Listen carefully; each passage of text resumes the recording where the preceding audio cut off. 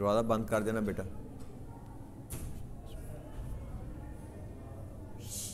नहमदहु व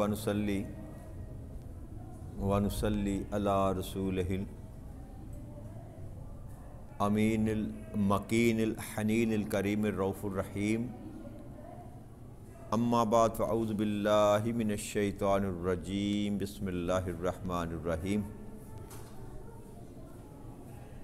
वाजिबुल एहतराम साथियों, अल्लाह ताला का बेपनाह लुत्फ़ व करम और उसका एहसान अज़ीम है कि जिसकी तौफ़ीक से हम उसके ज़िक्र के लिए उसके घर में जमा हैं।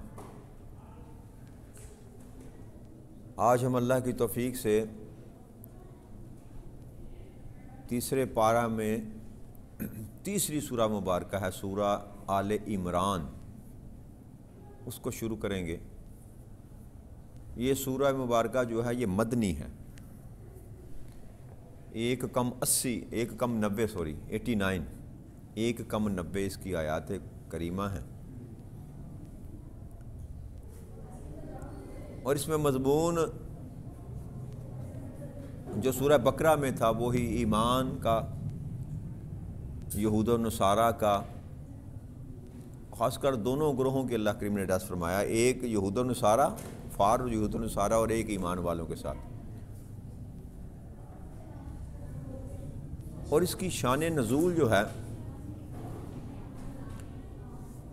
इमाम कर्तुबी और दूसरे कई तफासीर लिखने वालों ने ये लिखा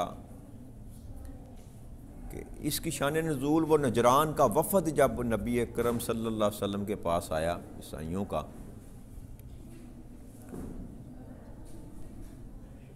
और रवायत में ये आता है कि वो 60 के करीब सवार थे। वो एक बहुत बड़ा वफ़द था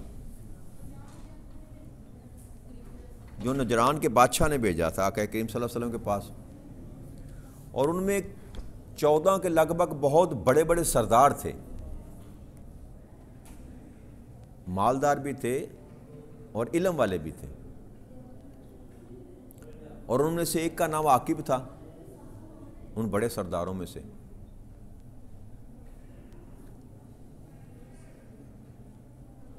और एक जो था उसका नाम सैयद था, जो उनका इमाम था, यानी कि वो जो सफ़र करके 60 लोग आए थे उनका अमीर वो था। और एक का नाम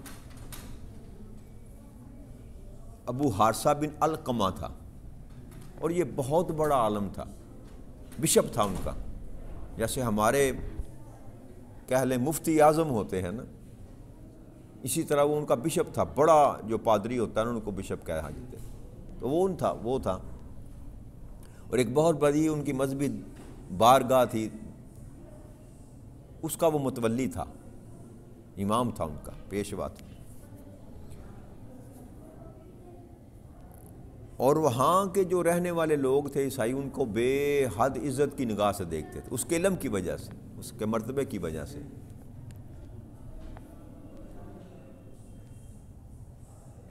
और रोम के बादशाह भी उसे बेहद पसंद करता था और माल से नवाज रखा था उसे। यूँ कह सकते हैं जैसे वो बादशाह के दरबार का मौलवी था, बड़ा था, आलम था। तो आका करीम सल्लल्लाहु अलैहि वसल्लम की बारगाह अक़दस में जब ये लोग आए तो असर की नमाज का वक़्त था।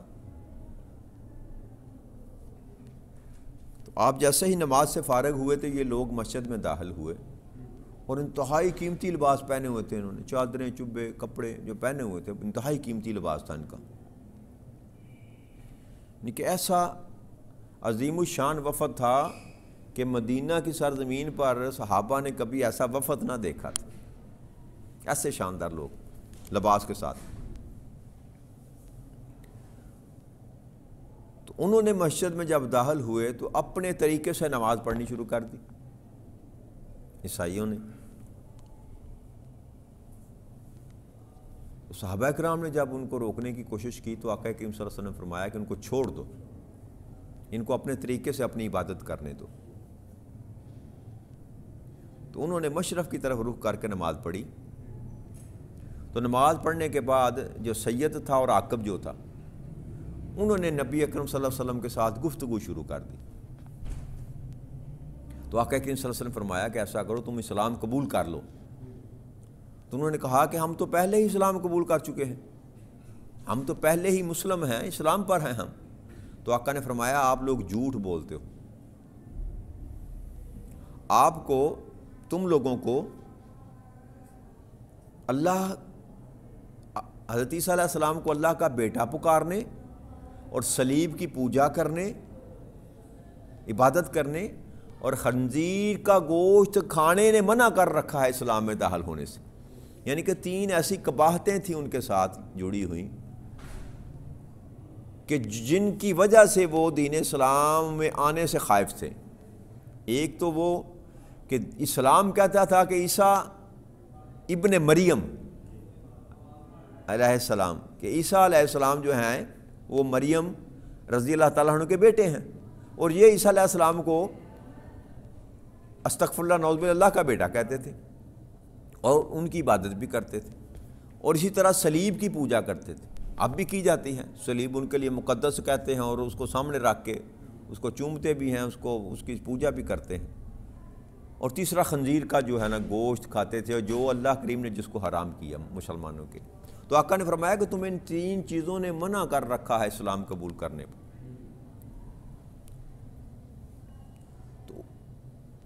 تو کہنے لگے اگر عیسیٰ اللہ کے بیٹے نہیں ہیں تو پھر ان کے والد کون ہیں؟ یعنی کہ حضرت عیسیٰ علیہ السلام کے ظاہری طور پر باپ، اللہ کریم نے ان کو باپ کے بغیر پیدا کیا تھا، تو اس وجہ سے وہ جو نا ان کو کہتے تھے کہ یہ اللہ کے بیٹے ہیں۔ تو یہی سوال انہوں نے کیا کہ اگر عیسیٰ علیہ السلام اللہ کے بیٹے نہیں ہیں تو پھر ان کا والد کون ہے؟ تو آقا کریم صلی اللہ علیہ وسلم نے ان کو جواب دیا کہ تم جانتے ہو کہ جب کوئی بیٹا ہوتا ہے تو وہ باپ کی مشابہ ہوتا ہے۔ بیٹا جو ہوتا ہے اس کی کچھ نہ کچھ مشابہت عادات میں، اطوار میں، شکلوں میں وہ اپنے باپ کی طرف جاتا ہے۔ وہ دیکھ کر پہچان سکتا ہے بندہ، اس کی گفتگو سے، اس کی شکل سے کہہ سکتا ہے تو فلاں کا بیٹا ہے۔ تو کچھ نہ کچھ اوصاف، کچھ نہ کچھ شکل و شباہت جو ہے باپ سے ملتی ہیں اس کی۔ تو انہوں نے کہا ہاں جی ہاں یہ تو بات ٹھیک ہے۔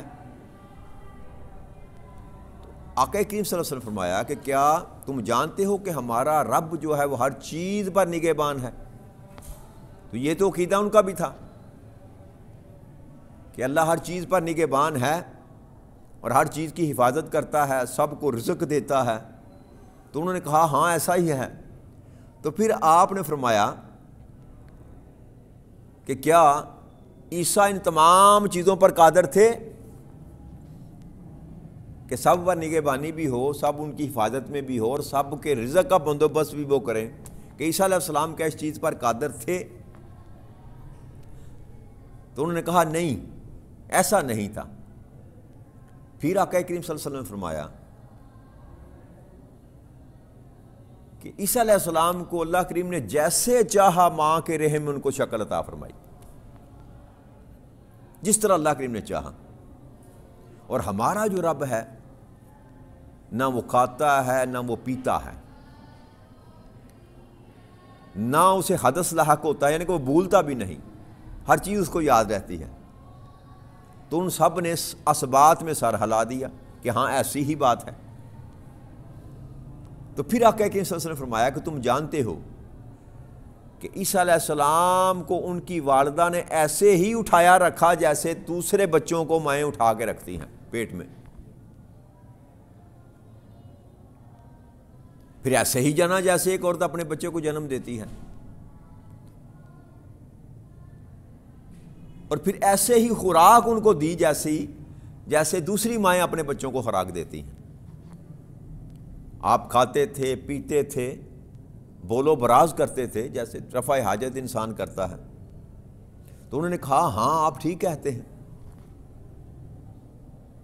تو پھر آپ نے فرمایا تم یہ کیسے کہہ سکتے ہو جو تم گمان کرتے ہو کہ وہ اللہ کے بیٹے ہیں یا وہ اللہ ہیں؟ تو اس جو مناظرہ تھا نا، اس مناظرے کے موقع پر اللہ کریم نے یہ سورہ آل عمران جو ہے نا اس کو نازل کیا۔ تو پھر آقا کریم صلی اللہ علیہ وسلم نے یہ اس کی وضاحت کی کہ تم جو کہتے ہو کہ عیسیٰ جو ہیں وہ اللہ کے بیٹے ہیں، نہیں ہرگز نہیں ہیں، عیسیٰ ابن مریم ہے۔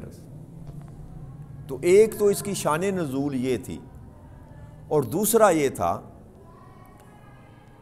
کہ جب مسلمان مدینہ تشریف لے آئے نا سارے، تو مدینہ ایک چھوٹی سی بستی تھی، تو جب مہاجرین کا بوجھ پڑا تو معاشی طور پر مدینہ کی حالت پتلی ہو گئی، اور پھر پہلے ہی سال غزوہ بدر جو ہے نا وہ مسلط کی گئی۔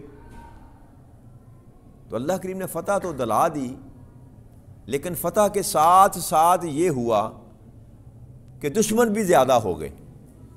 پہلے مکہ میں تھے تو صرف مکہ کے لوگ دشمن تھے، جب وہ مدینہ میں تشریف لے آئے صحابہ کرام اور نبی اکرم صلی اللہ علیہ وسلم، تو مشرکین کے ساتھ جب جنگ ہوئی، ان کو شکست ہوئی، تو وہ تو دشمن تھے، جو یہودی یہاں پر آباد تھے، جو منافق یہاں پر آباد تھے، وہ بھی دشمن ہو گئے، اور کچھ جانے دشمن اور کچھ ان جانے دشمن۔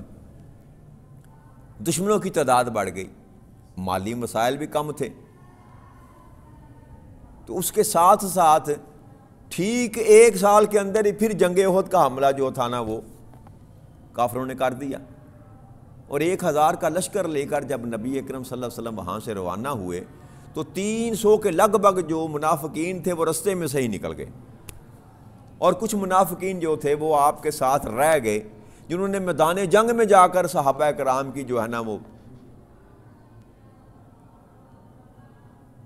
طاقت جو تھی اس کو کمزور کرنے کی کوشش کی، آپ کے ایمان کو کمزور کرنے کی کوشش کی، اور پھر اس میں شکست بھی ہوئی، اس کے ثواب علیحدہ تھے۔ تو اس طرح کے معاملات جو چل رہے تھے، ان معاملات میں بھی اللہ کریم نے پھر اس آیت کریمہ میں بھی ایڈریس کیا اس معاملات کو بھی، مسلمانوں کی جو کمزوریاں تھیں یا مسلمانوں کی جو طاقت تھی، مسلمانوں کے جو معاملات تھے، اس کو اللہ کریم نے سورہ مبارکہ میں ایڈریس کیا کہ ایک خطاب مشرکین کے ساتھ اور نصارہ اور یہودیوں کو کیا، اور پھر ایک خطاب جو ہے اللہ کریم نے ایمان والوں کے ساتھ کیا۔ تو یہ دو وجوہات تھی جن کی بنا پر یہ آیت کریمہ اس کو خاص اہمیت حاصل، اور ان دو موضوعوں پر اللہ کریم نے اس سورہ مبارکہ میں خطاب فرمایا۔ تو شروع من الشیطان الرجیم، بسم اللہ الرحمن الرحیم، الف لام میم، حروف مقطعات سے اللہ کریم نے اس سورہ مبارکہ کو بھی شروع کیا، جیسے سورہ بقرہ کو شروع کیا۔ اس کا معنی اللہ جانتا ہے یا اللہ کا رسول جانتے ہیں۔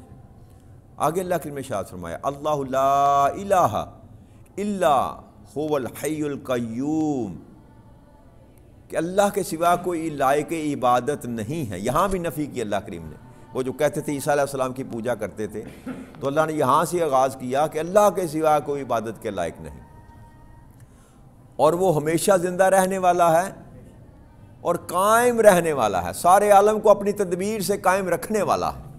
قیوم کا مطلب ہوتا ہے قائم رہنے والا بھی اور قائم رکھنے والا بھی، دونوں صفتیں پائی جاتی ہیں قیوم میں، ہمیشہ قائم رہنے والا اور ساتھ یہ بھی کہ قائم رکھنے والا بھی۔ تو اللہ کریم نے یہ بتایا پہلے ان کو کہ ایک تو ساری کی ساری عبادت جو ہے وہ فقط اسی ذات کی جاتی ہے، اس کے سوا کوئی اس کے لائق نہیں ہے، اور دوسرا وہ ہمیشہ زندہ رہنے والا ہے۔ اگر عیسیٰ علیہ السلام خدا ہوتے تو وہ ہمیشہ زندہ رہتے، جبکہ ان کے نزدیک تو ان کو شہید کر دیا گیا نا، سولی چڑھایا گیا، مصلوب کیا گیا، ان کے نزدیک تو ان کو قتل کیا گیا نا جی۔ تو اللہ فرما یہ رہے ہیں کہ جو اللہ ہے وہ ہمیشہ زندہ رہنے والا ہے، دوسری نشانی اس کی یہ ہے، اس کو موت نہیں آتی۔ اور تیسری بات جو اللہ کریم نے سمجھائی وہ یہ کہ اس نے ساری کائناتوں کو اپنے علم کی اپنی تدبیر سے قائم کر رکھا ہے، یہ اس کی صفت ہے، وہ خود بھی قائم ہے، نہ اس کو عروج آتا ہے نہ زوال آتا ہے، وہ اپنی جگہ پر قائم ہے، اور پھر یہ کہ ساری کائنات کو بھی اس نے قائم کر رکھا۔ یہ تینوں صفتیں اللہ نے بیان فرمائی جو کہ حضرت عیسیٰ علیہ السلام میں موجود، کیونکہ وہ بندے تھے، اور یہ ساری صفتیں جو ہیں یہ بندے کی ممکن نہیں ہیں۔ آگے اللہ کریم نے ارشاد فرمایا، نزل علیک الکتاب بالحق مصدقا لما بین یدیہ وانزل التوراۃ والانجیل۔ اے حبیب مکرم صلی اللہ علیہ وسلم، اسی رب نے یہ کتاب آپ پر حق کے ساتھ نازل فرمائی، یہ ان سب کتابوں کی تصدیق کرنے والی ہے جو اس سے پہلے اتری ہیں، اور اسی نے تورات اور انجیل نازل فرمائی۔ اب یہاں اللہ کریم نے 3 کتابوں کا تو نام لیا، اور باقی وہ جتنے بھی صحیفے اترتے رہے چھوٹی موٹی کتابیں، ان کو بھی کہا کہ ساری ہی ساری کتابیں جو بھی اتری یہ قرآن ان کی تصدیق کرنے والا ہے۔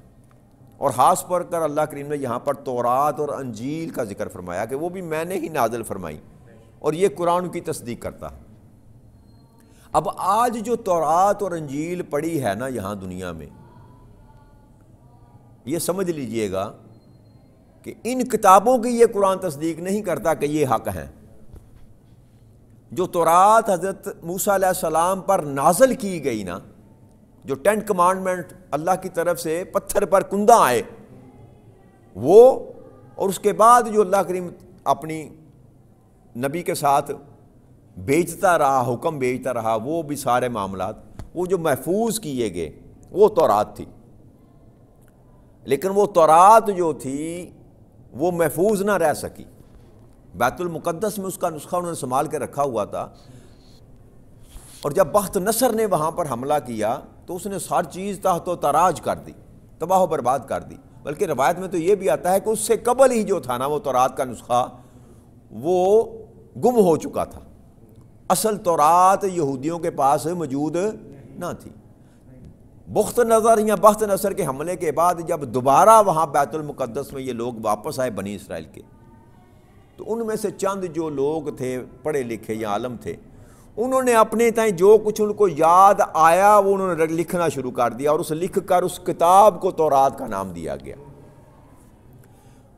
اب تورات میں جو احکامات قرآن کے ساتھ ملتے ہیں وہ اصل تورات ہے، وہ اصل تورات کے وہ الفاظ ہیں یا اصل تورات کا وہ مفہوم ہے جو قرآن کے احکامات کے ساتھ ملتا ہے، وہ اصل تورات ہے۔ باقی جتنا مضمون بھی چلایا گیا وہ بعد میں جو رقم کرنے والوں ہیں ان کے اپنی اختراع تھی کہ یہ لکھا تھا تورات میں، یہ لکھا تھا تورات میں، یہ لکھا تھا تورات میں، ٹھیک ہے نا جی۔ تو تورات اپنی اصل حالت میں آج دنیا میں موجود نہیں ہے، اور یہی معاملہ انجیل کے ساتھ ہے کہ انجیل کا تو شروع سے ہی کوئی نسخہ موجود ہی نہ تھا۔ انجیل کی 4 کتابیں اب موجود ہیں، جن کو متی کہتے ہیں، لوقا ہے، بولس ہے، اور ایک چوتھی، اس طرح کی 4 کتابیں ہیں۔ جبکہ اللہ کریم جو ذکر کر رہا ہے وہ ایک ہی کتاب کا کر رہا ہے کہ اللہ نے انجیل کو نازل فرمایا۔ تو جو عیسائیوں کے پاس آج انجیل ہے وہ 4 کتابیں ہیں، تو ان میں سے کوئی ایک کتاب بھی ایسی نہیں ہے جو اللہ نے عیسیٰ علیہ السلام پر نازل کی ہو۔ تو تصدیق اللہ کریم کس کی کر رہا ہے؟ یہ قرآن تصدیق کس کی کر رہا ہے؟ وہ کلام جو انجیل میں موجود ہے اور اللہ کی طرف سے نازل کردہ تھا، اور وہ کبھی اس قرآن کے ساتھ ٹکرائے گا نہیں۔ وہ جتنا بھی حصہ ہے نا انجیل میں جو اس قرآن کے مضمون کے ساتھ ملتا ہے وہ اصل انجیل ہے، باقی اس میں ایڈ کیا گیا۔ تو آج اس وقت اس کرۂ ارضی پر نہ تورات موجود ہے اصل حالت میں، نہ انجیل موجود ہے۔ جس تورات اور انجیل کی اللہ بات کر رہا ہے کہ قرآن اس کی تصدیق کرتا ہے، وہ آج موجود ہی نہیں ہے، وہ آج موجود ہی نہیں ہے۔ لہذا اس وہم میں نہ کوئی رہے کہ یہ تورات اور انجیل ہے مسلمانوں کی کتاب، اس کی تصدیق کر رہی ہے، ایسی بات نہیں ہے۔ جس کتاب کی اللہ کریم بات کر رہا ہے وہ کتاب آج موجود نہیں ہے۔ آج تو اولڈ ٹیسٹمنٹ اور نیو ٹیسٹمنٹ ہے، عہد نامہ قدیم اور عہد نامہ جدید۔ جو عہد نامہ قدیم ہے نا وہ تورات کہتے ہیں، تورات کا حصہ ہے، حضرت موسیٰ علیہ السلام پر جو نازل ہوئی، اس میں تورات کا کچھ حصہ موجود ہے۔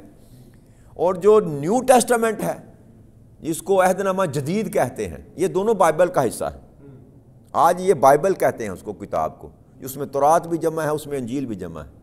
تو نیو ٹیسٹمنٹ جس کو جدید عہد نامہ کہتے ہیں وہ ہے جو تورات جس کو کہا جاتا ہے، انجیل کہا جاتا ہے، تو وہ بھی اپنی اصلی حالت میں موجود نہیں ہے۔ تو یہ کہنا کہ قرآن تصدیق کرتا ہے، لیکن قرآن تصدیق کرتا ہے اس کتاب کی جو موسیٰ علیہ السلام پر آئی، اس کتاب کی جو عیسیٰ علیہ السلام پر آئی، ان کتابوں کی نہیں، ان کتابوں کی نہیں، کیونکہ یہ انسان کی لکھی ہوئی ہے، اور یہ بات ثابت ہو چکی ہے۔ اظہر من شمس ہے کہ موجودہ بائبل جو ہے وہ انسانوں کی لکھی ہوئی ہے، کوئی 60 سال بعد لکھی گئی تو انجیل کوئی 40 سال بعد لکھی گئی، تو یہ جو تورات ہے یہ تو پتہ نہیں کئی 100 سال بعد لکھی گئی حضرت موسیٰ علیہ السلام کے جانے کے بعد، تو اس لیے یہ دونوں کتابیں ہی اپنی اصلی حالت میں موجود نہیں ہیں۔ تو یہی بات کو ختم کرتے ہیں، اس سے آگے اللہ کریم نے چاہا تو اسی مضمون کو لے کر کل چلیں گے۔ وما علینا الا البلاغ المبین۔ السلام علیکم ورحمۃ اللہ وبرکاتہ۔